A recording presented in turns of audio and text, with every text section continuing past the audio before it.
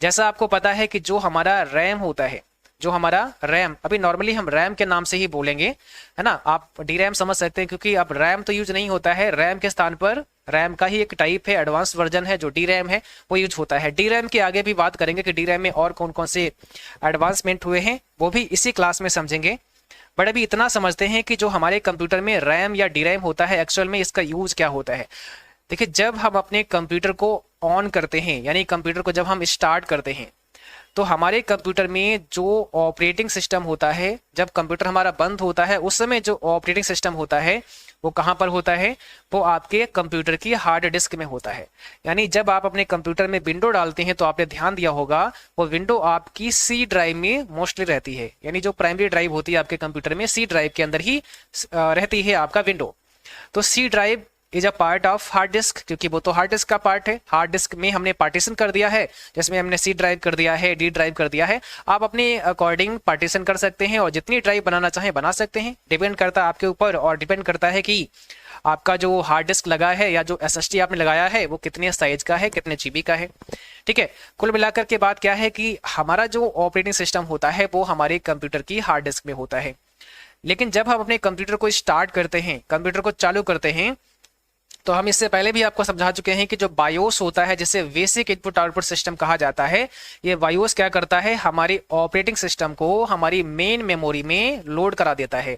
यानी कि जो आपके कंप्यूटर में डी रैम लगा है, जैसे आप डी रैम के नाम से जाने या रैम के नाम से जाने, तो मान लिया जो कंप्यूटर में आपके रैम लगा हुआ है, 4 जीबी का रैम लगा हुआ है, इस 4 जीबी के रैम में जब हमने कंप्यूटर को ऑन किया तो हार्ड डिस्क से ऑपरेटिंग सिस्टम लोड हुआ है इस रैम के अंदर।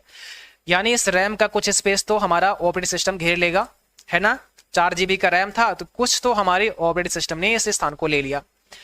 अब देखिए, जब हमारे जो रैम होता है, जब हम कोई भी एप्लीकेशन ओपन करते हैं, कोई सॉफ्टवेयर जब हम ओपन करते हैं, उस पर वर्क करते हैं, जैसे फॉर एग्जाम्पल के लिए आपने MS वर्ड को ओपन किया और MS वर्ड में आपने टाइपिंग करना शुरू कर दिया, तो इस समय जो आप टाइपिंग कर रहे हैं ये डेटा भी कहीं ना कहीं सेव हो रहा है। तो आप बोलो सर कहाँ पर सेव हो रहा है, तो ये डेटा भी आपका रैम के अंदर ही सेव हो रहा है, रैम के अंदर ही होल्ड हो रहा है। ठीक है, तो अभी जितना भी आप टाइपिंग कर रहे हो सब कुछ रैम के अंदर जा रहा है। अब अगर आप अकस्मात अपने सिस्टम को बंद कर देते हैं, लाइट आपकी चली जाती है, कंप्यूटर आपका शट डाउन हो जाता है और आपने जो काम किया था वो सेव नहीं कर पाया, तो क्या होता है, तो आप देखते हैं कि आपका डेटा जो अभी वर्क कर रहे थे वो सब डिलीट हो जाता है।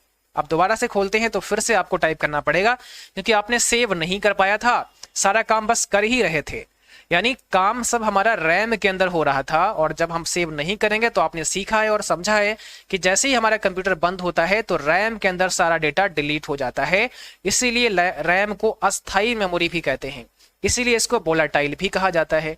तो ये तो आप समझ गए। दूसरा आप ये भी समझ गए कि हमारा जो रैम होता है, जब हम किसी प्रोग्राम को ओपन करते हैं, किसी सॉफ्टवेयर को ओपन करते हैं, तो उसको ओपन होने के लिए स्थान जो मिलता है, जो जगह चाहिए ओपन होने के लिए, वो रैम ही प्रोवाइड करता है। यानी रैम एक प्लेटफॉर्म देता है कि भाई एप्लीकेशन आपका यहां ओपन हो सकता है। ओके, यानी विदाउट रैम के हम किसी सॉफ्टवेयर को नहीं चला सकते हैं, किसी मूवी को नहीं देख सकते हैं, कोई वीडियो हम नहीं देख सकते। जैसे मान लिया पेन ड्राइव के अंदर आपका एक मूवी पड़ा हुआ है, पेन ड्राइव आपका एक स्टोरेज डिवाइस है।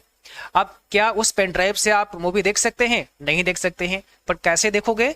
तो उस पेन ड्राइव को हमें अपने कंप्यूटर में लगाना होता है। जब आप कंप्यूटर में लगाते हैं, ओपन करते हैं, तो वो जो वीडियो फाइल होती है वो किसी ना किसी मीडिया प्लेयर पर ओपन होती है और हमें दिख जाती है। और जैसे ही वो मीडिया प्लेयर पर ओपन होती है, इसका मतलब वो डेटा हमारा रैम में आ चुका है। यानी बिना रैम में डेटा आए उसे हम प्ले नहीं कर सकते हैं या उस डेटा को प्रोसेस नहीं किया जा सकता है। सीपीयू प्रोसेस करेगा, जो डेटा रैम के अंदर आएगा उसी पर आगे काम करेगा।